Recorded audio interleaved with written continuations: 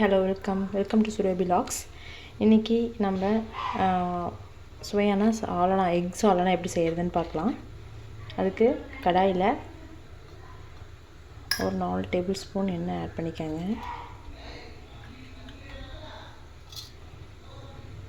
இதில் வந்துட்டு கொஞ்சம் இதை ஆட் பண்ணணும். என்னென்னா சோம்பு, சீரகம், மிளகு, கிராம்பு, பட்டை இதெல்லாமே ஆட் பண்ணிக்கோங்க. ஆட் பண்ணிட்டு லோ ஃப்ளேமில் வச்சுக்கோங்க. லோ ஃப்ளேமில் வச்சு நல்லா வறுத்துக்கோங்க.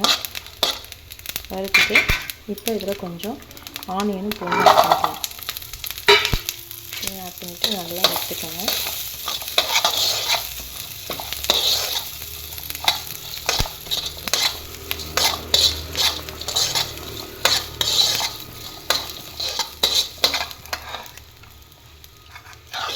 கொஞ்சம் ஆனியனும் பூண்டும் ப்ரௌனிஷ் ஆகிறதுக்கு நல்லா வறுத்துக்கோங்க.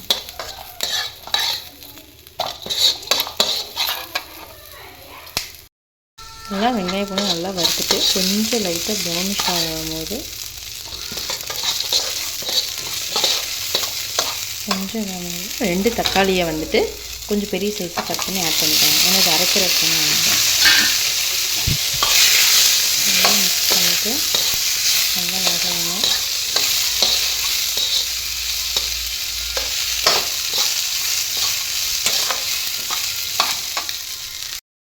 தக்காளி நல்லா இந்த அளவுக்கு நல்லா வணங்குற அளவுக்கு வணக்கி வச்சுக்கோங்க.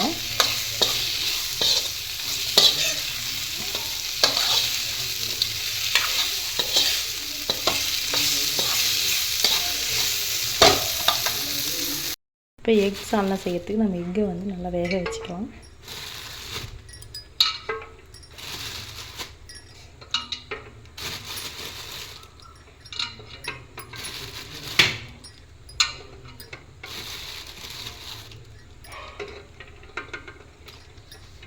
நல்லா ஒரு பாயில் பண்ணி எடுத்து வச்சுக்கோங்க எக்கை. இப்போ நம்ம வறுத்து வச்சுருக்கிற இந்த செலவை எடுத்து ஆற வச்சு கொட்டிடணும் மிக்சியில். இப்போ நெக்ஸ்ட்டு இதில் கொஞ்சம் தேங்காய் ஆட் பண்ணிக்கோங்க. தேங்காய் ஆட் பண்ணி மையாக பேஸ்ட்டாக அரைச்சிக்கணும். இப்போ ஒரு கடாயில் ஆயில் ஊற்றிக்கோங்க.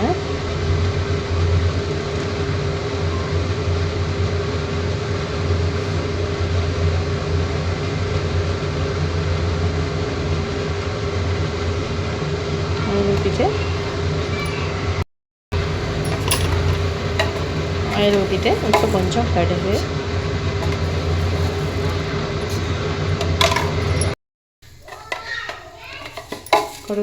கடுகு சேர்த்திக்கோங்க. சேர்த்துட்டு இப்போ இதுலேயே கொஞ்சம் சோம்பு ஆட் பண்ணிக்கோங்க.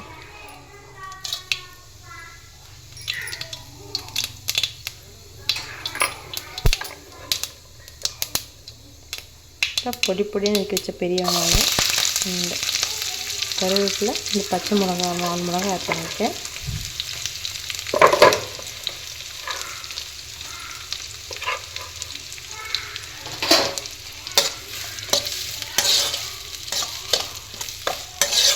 நல்லா வணக்கிடுங்க.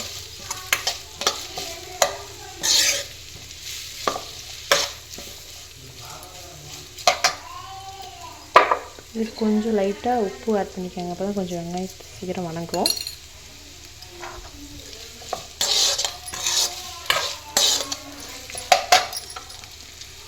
வெங்காயத்தை வணங்க வைங்க.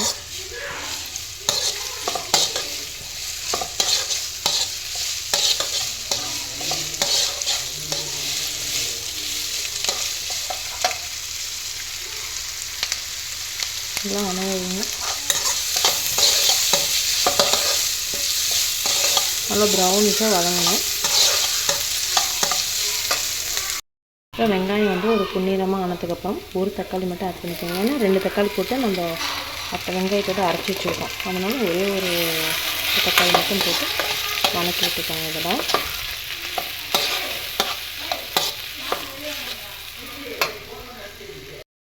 இப்போ தக்காளி நல்லா வதங்கிடுச்சு.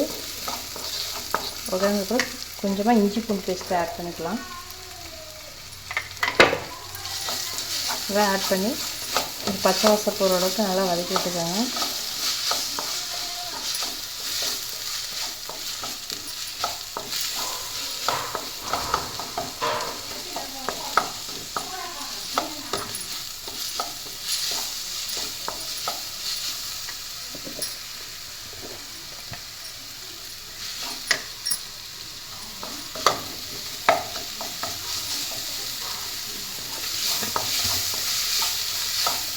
நல்லா அடி பிடிக்காத நல்லா வதக்கிக்கணும். ஸ்லோ ஃப்ளேமில் வச்சு நல்லா வதக்கி விடுங்க. நெக்ஸ்ட்டு இப்போ கொஞ்சமாக மஞ்சள்,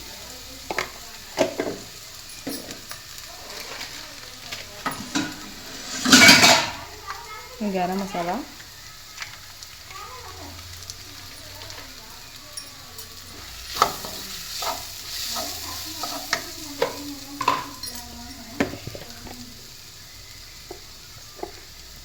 காரத்துக்கு ஏற்ற மிளகாத்தூள்,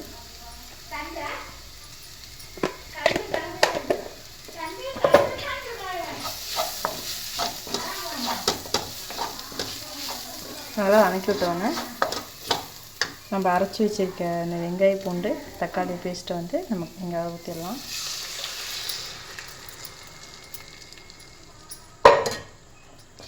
நல்லா மிக்ஸ் பண்ணி விடுங்க.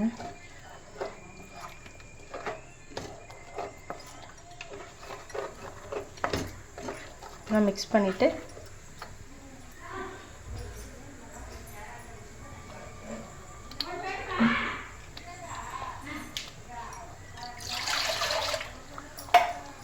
தேவையான அளவு தண்ணி, கிரேவிக்கு ஏற்ற மாதிரி தண்ணி கொஞ்சம் ஆட் பண்ணிக்கணும். உங்களுக்கு எவ்வளோ கிரேவி வேணுமோ அந்த அளவுக்கு தண்ணி ஆட் பண்ணி நல்லா மிக்ஸ் பண்ணி விட்டுக்கோங்க.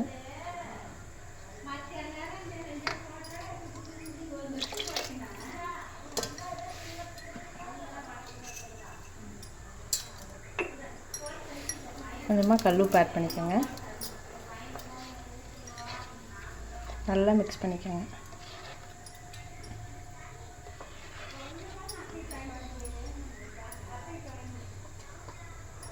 நல்லா மிக்ஸ் பண்ணிட்டு நல்லா கொதிக்க வைக்கணும். நல்லா கொதிக்க கொஞ்ச நேரம் மூடி வச்சுருங்க. நல்லா ஒரு கொதி வந்ததுக்கப்புறம் எடுத்துக்கலாம். நம்ம நல்லா குழம்பு கொதிச்சிச்சு. இந்த டைமில் நம்ம வேக வச்ச எக்கு வந்து கத்தியெல்லாம் 4 பக்கம் கீறி விட்டுட்டு அதை ஆட் பண்ணிக்கலாம்.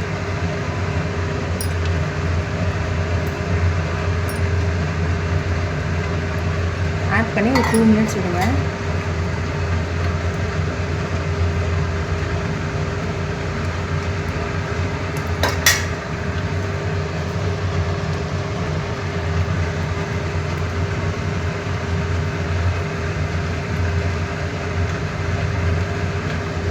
லாஸ்ட்டாக நம்ம கொத்தமல்லி தழையை தூவிட்டு நம்மளோட எக் சாதம் ரெடி ஆயிடுச்சு.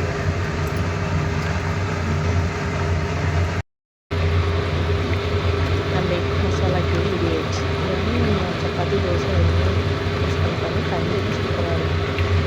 இந்த வீடியோஸ் பிடிச்சிருந்தால் லைக் பண்ணுங்கள் அண்ட் ஷேர் பண்ணுங்கள், சப்ஸ்கிரைப் பண்ணுங்கள். தேங்க்யூ ஃபார் வாட்சிங். Bye bye.